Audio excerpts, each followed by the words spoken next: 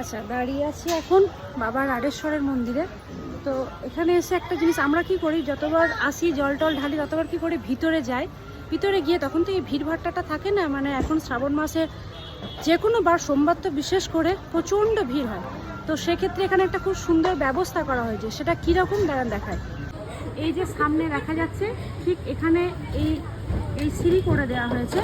তো যারা জল ঢালবে, যে সমস্ত পুণ্যার্থীরা জল ঢালবে, তারা ওই সিঁড়ির মাধ্যমে এই উপরে এসে ঠিক এখানে জলটা ঢালবে।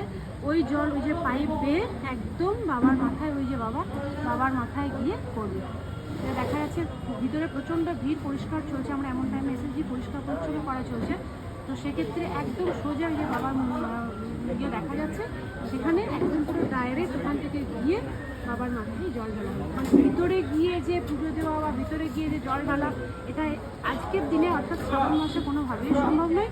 শুধুমাত্র এই শ্রাবণ মাসের জন্য এই সুন্দর একটা নিয়ম করা হয়েছে। এত লোক আনাগোনা, পুজো যে সমস্ত প্রসাদ আদি আছে সেগুলোকে নিয়ে আসা নিয়ে যাওয়া করাটা পরিষ্কার আসছে না, কোনো না কোনো বাধা রয়েছে। হচ্ছে জায়গা।